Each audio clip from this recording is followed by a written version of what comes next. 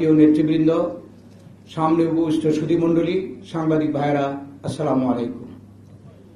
আমি প্রথমেই আজকের এই আলোচনা সভায় শ্রদ্ধাভরে স্মরণ করছি শহীদ প্রেসিডেন্ট জিয়াউর রহমানকে এবং তার রুহের মাগফিরাত কামনা করছি এবং দোয়া করছি আল্লাহ যেন তাকে বেহেশতের সর্বোচ্চ স্থানে স্থান করে দেন।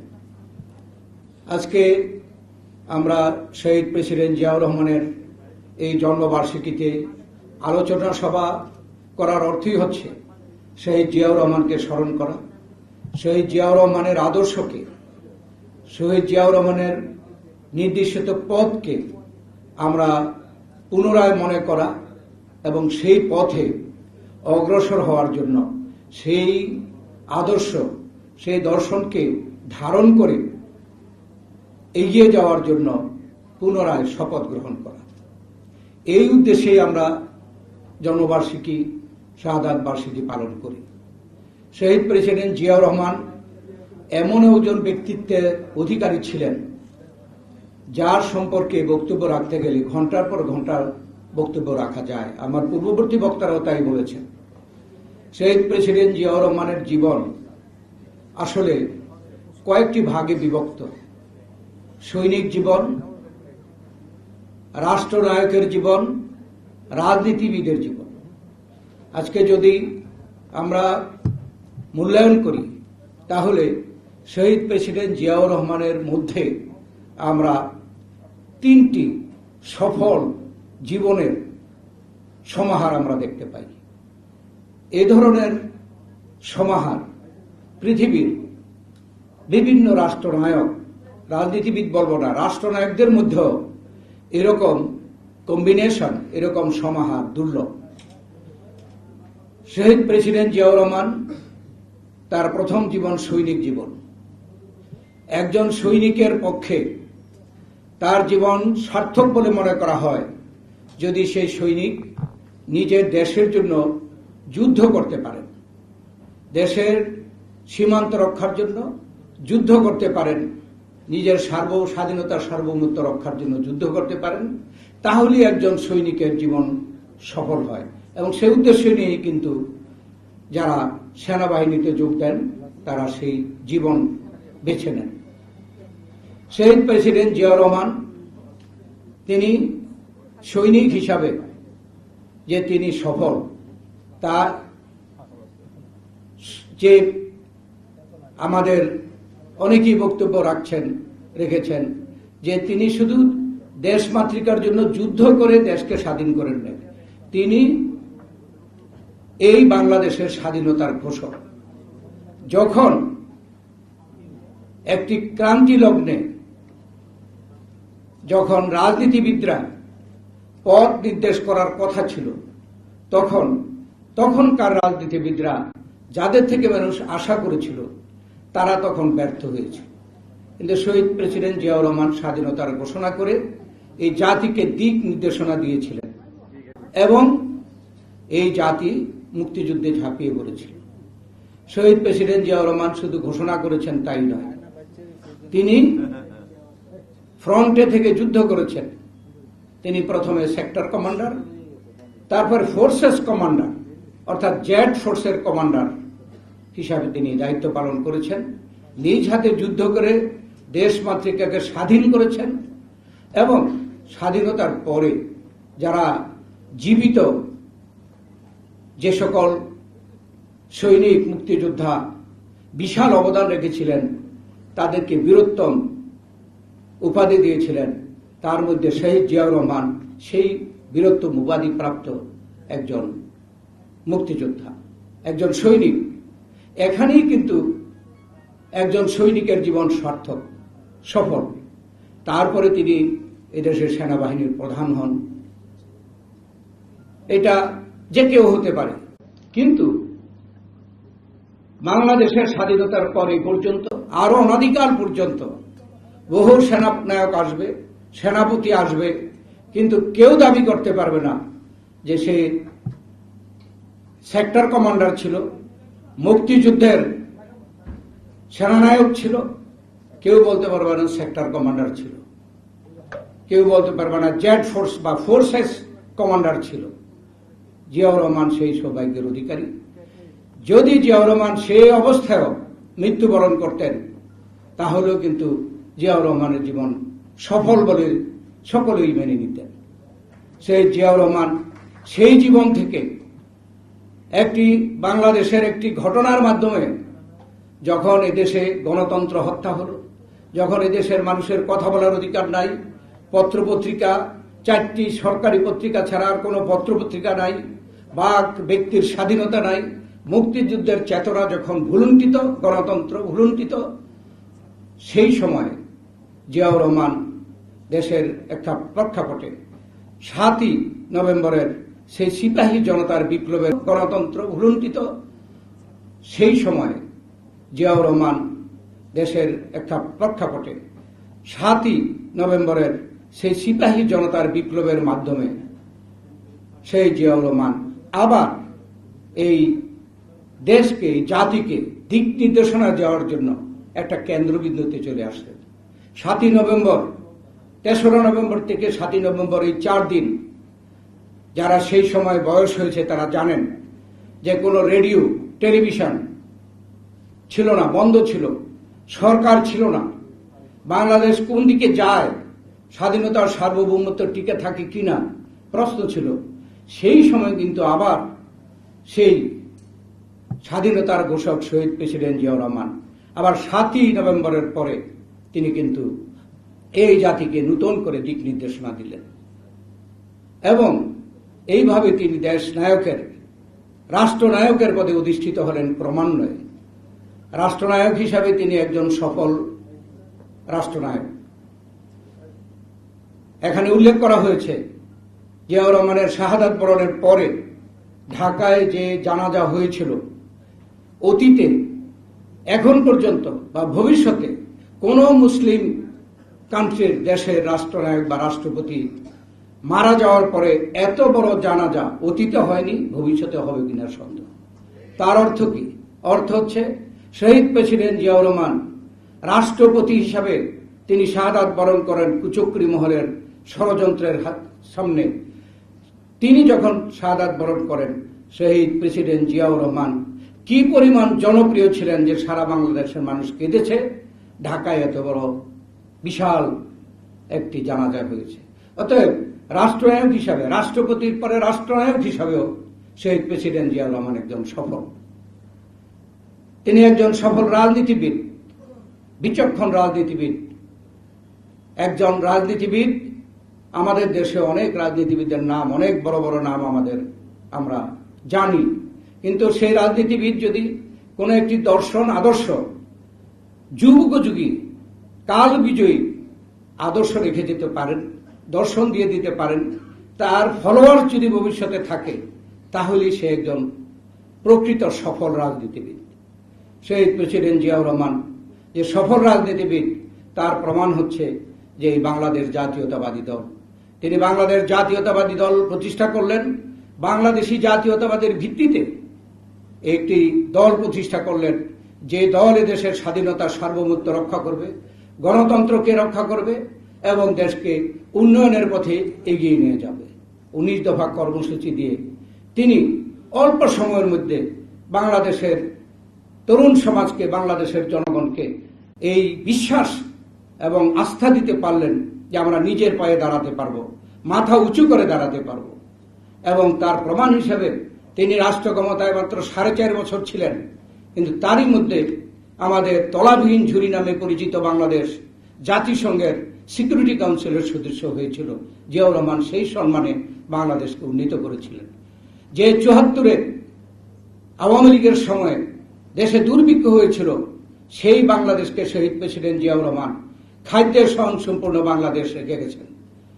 তিনি খাল কাটা কর্মসূচি, খাদ্যে উৎপাদনে বিপ্লব এনে দিয়ে তিনি যে পথ প্রদর্শন করে গিয়েছিলেন যে খালের মধ্যে পানি আনলে কৃষক নিজেই তার কৃষির পণ্য 3 গুণ 4 গুণ সে উৎপাদন বৃদ্ধি করতে পারে, সেই আজকে সেই পথ তিনি দেখিয়ে গিয়েছিলেন বলেই সেই 74 সালের পরে এই পর্যন্ত আর বাংলাদেশে খাদ্যের অভাব হয়নি।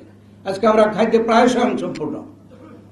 অতএব জিয়াউর রহমান যেখানে যেখানে আমরা দেখেছি, যে জায়গায় যেখানে হাত দিয়েছে তিনি সফল, রাষ্ট্রনায়ক হিসাবে সফল, সৈনিক হিসাবে সফল, তিনি প্রেসিডেন্ট হিসাবে সফল, রাজনীতিবিদ হিসাবে সফল, আর সফল রাজনীতিবিদ হিসাবে সফল বলে আজকে বাংলাদেশ জাতীয়তাবাদী দল আজকে সারা বাংলাদেশের সবচেয়ে জনপ্রিয় দল।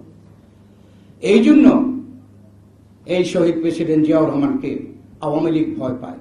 কেননা আওয়ামী লীগ স্বাধীনতার পূর্বে, স্বাধীনতার ঘোষণা থেকে শুরু করে রাষ্ট্র পুনর্গঠনে, আমাদের জাতীয় পরিচয় দেওয়ার ব্যাপারে এবং জাতিকে উন্নয়নের পথে সঠিক পথ দেখানোর ব্যাপারে সর্বক্ষেত্রে আওয়ামী লীগ এবং আওয়ামী লীগের নেতারা ব্যর্থ হয়েছে।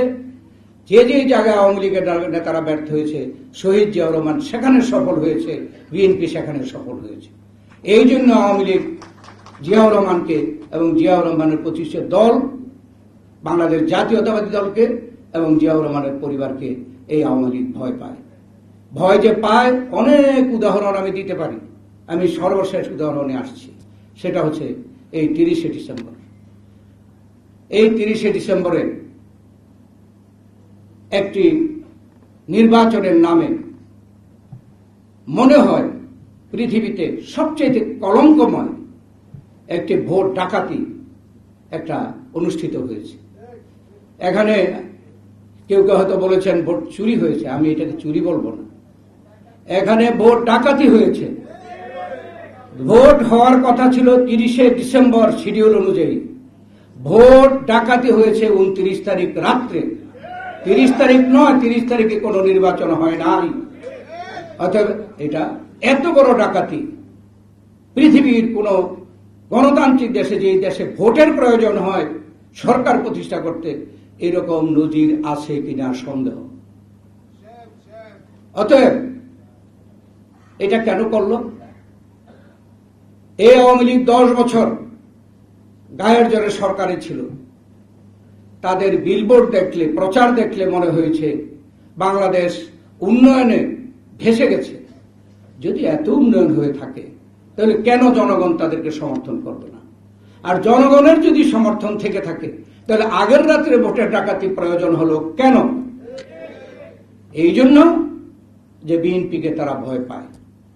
বিএনপি যখন নির্বাচনের ঘোষণা করেছে, আমরা যারা নির্বাচন করে এসেছি, সারা বাংলাদেশে আমাদের প্রার্থীরা নির্বাচন করেছে, আমি বলতে পারি যে 10 বছর নির্যাতন, নিপীড়ন, ভূতের মামলা, গায়েবী মামলার মাথায় নিয়ে আমাদের নেতা কর্মীরা এইবার যেভাবে আন্তরিকভাবে সাহসের সাথে মাঠে নেমেছিল, আগে এত সাহসের সাথে, এত ডিটারমিন্ড, এত আন্তরিকভাবে নামতে আমি কখনো দেখিনি।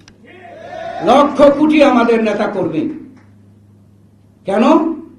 এই স্বৈরাচার, এই ফ্যাসিস্ট সরকার যারা আমাদের নেত্রী বেগম খালেদা জিয়াকে কারাগারে অন্তরীণ রেখেছে, বেগম খালেদা জিয়ার মুক্তি আর এই স্বৈরাচার এবং ফ্যাসিস্ট সরকারের হাত থেকে জনগণকে মুক্ত করার জন্য তারা ঝাঁপিয়ে পড়েছে।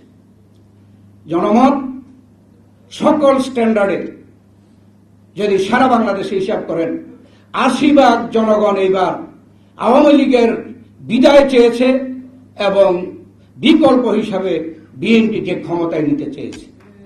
80% মানুষ। এটা এই সরকারের গোয়েন্দা সংস্থা থেকে শুরু করে সব কিছুতে তা পরিষ্কার ছিল। সেই জন্যই তারা জনগণের ভোটের কাছে যেতে চায় নাই, জনগণের ভোটের পর্যন্ত যাওয়ার সাহস পায় নাই। তাইলে জনগণ কাদেরকে ভোট দিত? কেন ভয় পেয়েছে আওয়ামী লীগ সরকার? জনগণ ভোট দিত বিএনপির প্রার্থীদেরকে, ধানের শীষকে, শহীদ প্রেসিডেন্ট জিয়াউর রহমানের মার্কাকে, বেগম খালেদা জিয়ার মার্কাকে। অতএব তারা যে ভয় পায় তা 30 তারিখের নির্বাচনী প্রহসনই সবচেয়ে বড় প্রমাণ যে তারা 30 তারিখে জনগণকে সেন্টারে আসা পর্যন্ত, সেই সুযোগ পর্যন্ত দিতে সাহস পায় নাই। 29 তারিখ রাত্রি ভোটের কাজ শেষ, ডাকাতি শেষ। অতএব শহীদ প্রেসিডেন্ট জিয়াউর রহমানকে, জিয়াউর রহমানের পরিবারকে এবং জিয়াউর রহমানের প্রতিষ্ঠিত দলকে আওয়ামী লীগ ভয় পায়। 30 তারিখ তার শেষ প্রমাণ। অতএব শহীদ প্রেসিডেন্ট জিয়াউর রহমান যে জাতীয়তাবাদী দল প্রতিষ্ঠা করে তিনি একজন সফল রাজনীতিবিদ, এটা তার প্রমাণ। আজকে বাংলাদেশ জাতীয়তাবাদী দল বাংলাদেশের সবচেয়ে জনপ্রিয় দল। এই বাংলাদেশ জাতীয়তাবাদী দলে আমাদের নেতা কর্মীরা নিবেদিত, আন্তরিক, সাহসী। এই 30 তারিখে তার প্রমাণ হয়েছে। এখন আমাদের অধিকার, জনগণের অধিকার ডাকাতি করা হয়েছে, জনগণের অধিকারকে জোর করে ছিনিয়ে নেওয়া হয়েছে।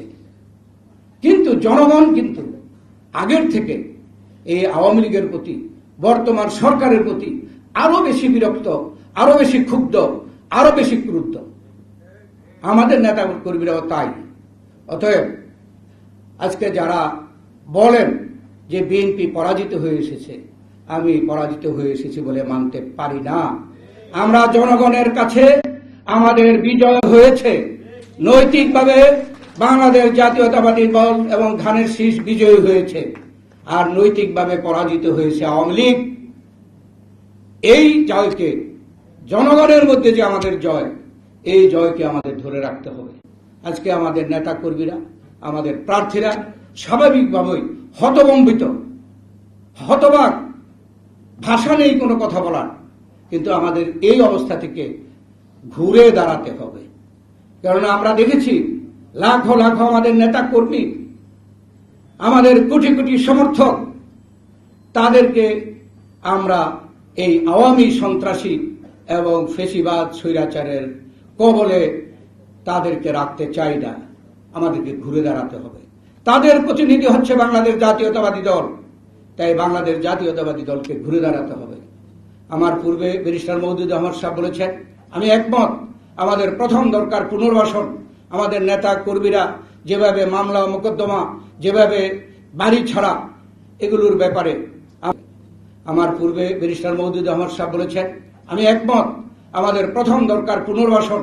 আমাদের নেতা কর্মীরা যেভাবে মামলা মোকদ্দমা, যেভাবে বাড়ি ছাড়া, এগুলোর ব্যাপারে আমার প্রস্তাব যে আমাদের যারা প্রার্থী ছিলেন, সকল প্রার্থীরা তার নিজ নিজ এলাকায় যে আমাদের নেতা কর্মীরা মামলা মোকদ্দমায় জর্জরিত, তাদেরকে মামলা মোকদ্দমা থেকে পরিত্রাণ করানোর ব্যবস্থা করা, যারা জেলে আছে মুক্ত করা, যারা আহত হয়েছে তাদের পরিবারকে দেখা, তাদের চিকিৎসা দেখা, এবং যে সকল এলাকায় আমাদের প্রার্থী ছিল না, জোট বা অন্য প্রার্থী ছিল আমাদের পক্ষে, সেখানে আমাদের দলের পক্ষ থেকে তাদের সকল কিছুর পুনর্বাসনের জন্য পদক্ষেপ নেওয়া।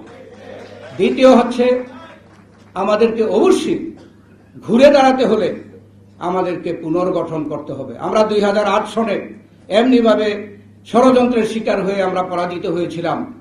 তারপর কিন্তু আমরা দলের কাউন্সিল করে আমরা ঘুরে দাঁড়িয়েছিলাম এবং সারা বাংলাদেশে আমাদের নেতা কর্মীরা সাহসের সাথে ঘুরে দাঁড়িয়েছিল। এবং সেটার প্রমাণ 30 তারিখে যে সরকার ভোট করতে সাহস পেল না। অতএব আজকে আমাদেরকে দলকে ঘুরে দাঁড়াতে হবে। একটি কাউন্সিলের মাধ্যমে দলকে পুনর্গঠন করতে হবে। তুলনামূলকভাবে ত্যাগী এই নির্বাচনে যারা পরীক্ষিত নেতা কর্মীদেরকে নেতৃত্বে আনতে হবে। আমরা যারা ব্যর্থ বলে পরিচিত হয়েছি, তারা আমাদের ক্ষমতা, আমাদের পদ আমরা ছেড়ে দিতে হবে তরুণদের জন্য।